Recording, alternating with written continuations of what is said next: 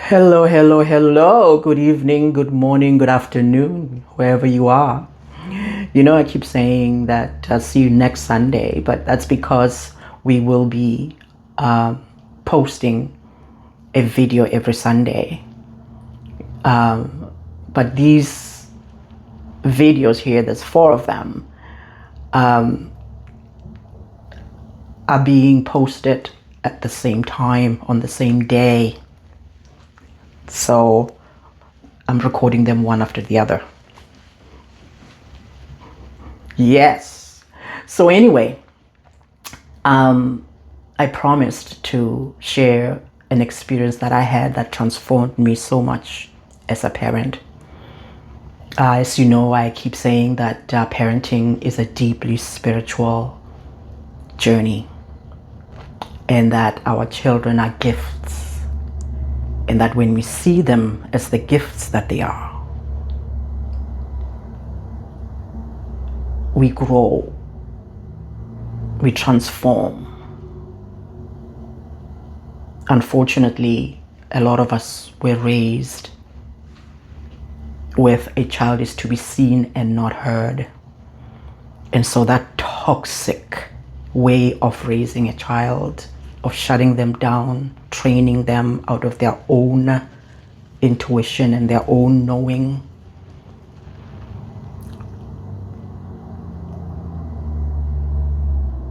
leaves us in a way where, as parents, because we do parent the way we were parented, we then shut our children down when they challenge us. And so we rob ourselves of a whole lot of transformation and growth when we do that, because children are a gift. Children are gifts. They're not appendages. They're not proof of our fertility. They're not things we own and control. They are gifts. And so when we see them as gifts, we interact with them differently. So one of the experiences that grew me, which is why I say I may have raised my son, but he grew me, was when he was a little boy. I struggled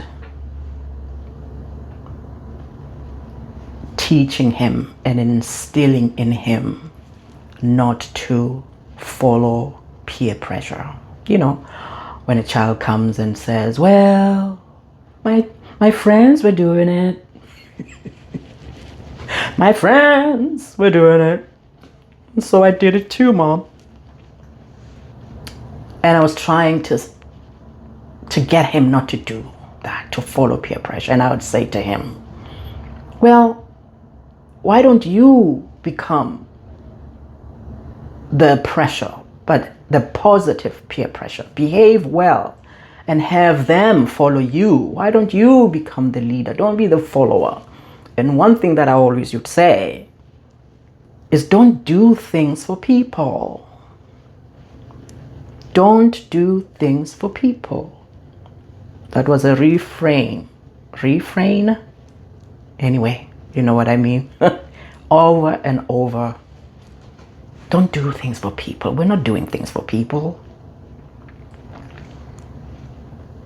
Until one day, I was expecting a guest.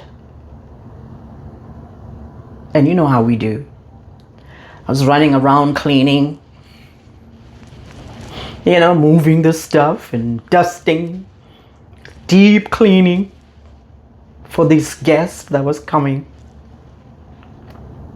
Checking the menu, making tweaks and changing so that, could cook and prepare the best food. Checking the tableware, making sure, that they're eating out of the best that you have. No cracks, no plastic. And I was rushing my son. Hey, go upstairs and get dressed, change your clothes. Just all of the stuff that we do for guests. And so as he was going up the steps, I heard him under his breath say, I thought we don't do things for people. Oh my God.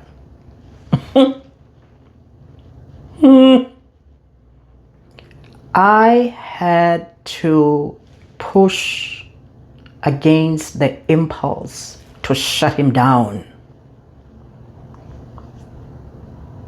I had to push against the impulse to say, what did you say?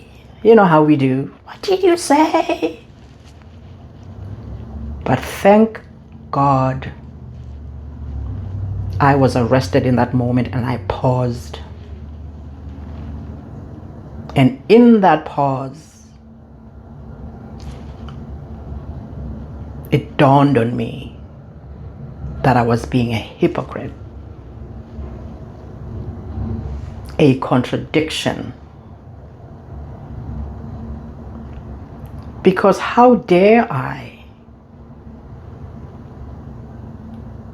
be telling him not to follow peer pressure when here I am doing exactly that. And I realized that the reason that it was difficult for me to instill that in him was because I was modeling the opposite of what I was trying to cultivate in him. I was following peer pressure because I wanted the guests to walk in my home and live or experience a different life than what we were living. And that then brought me at a crossroad with my own upbringing, because I was brought up to do all of these things when guests are coming. Get the good tableware, clean the house, shine the stoop, and all of these things that we do. To where if those plans changed and those people couldn't come anymore, you got mad. People got mad because, what do you mean you can't come? And we got mad because of all of the stuff that we did to prepare for them. Because we had to step out of how we live and go out of our way to spend all this money and do all of these things for those people who are coming. And so we got mad. People got mad. So I had to push through all of that training of how to treat guests. And then I thought, okay, but I cannot just have guests come in to a home that I didn't clean. I cannot have guests not eat this other food. I cannot have guests not eat in these breakable tableware. Cannot have them eat in these plastics. Plastic cups. But anyway, so then I thought, okay, this is what I'll do. I will live in such a way that I don't have to do any of that just because guests are coming. Because if I have to clean my home because you are coming, that means that I don't live in a home that's clean enough for myself and my child. So what am I saying to him? And if I have to change the menu and cook different things that we don't normally eat because you are coming. That means that I'm not eating or cooking for myself food that's good enough. And what am I saying to my son? What message am I sending to him? That other people eat better food than he does. And if I have to change the tableware because you are coming, then that means I'm not feeding my son and myself from the best tableware that I have in my home. So what am I saying? What value am I telling my son he holds with me if I'm doing all of that? So I realized that I was sending an unfortunate message to my son when I do all of these for guests, because I'm saying to him that the people who come from the street are more valuable to me than he is. How sad. How sad. And so I changed.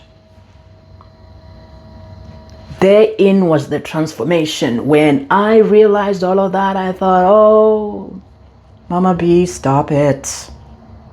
You're raising a child here. You're getting mad at him for following peer pressure, and here you are modeling peer pressure. Modeling the very thing you're trying to cultivate out of him. And also sending this unfortunate message that people outside are more valuable to you than he is. How sad. So I changed.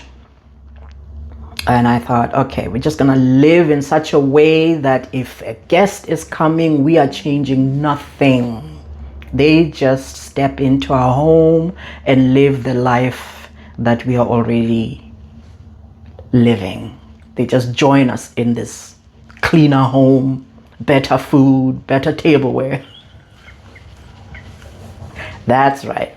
And so what do I do now? And I've been doing this for years now because my boy is a grown man. I clean my home after the guests leave.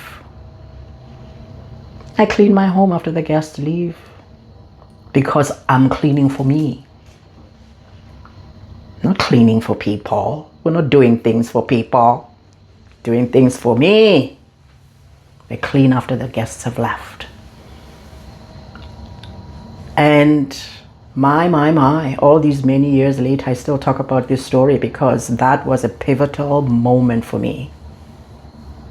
And that is why I say, children are a gift. Children are gifts. Because that, I thought we are not doing things for people, that he muttered under his breath as I was rushing him upstairs to go change his clothes.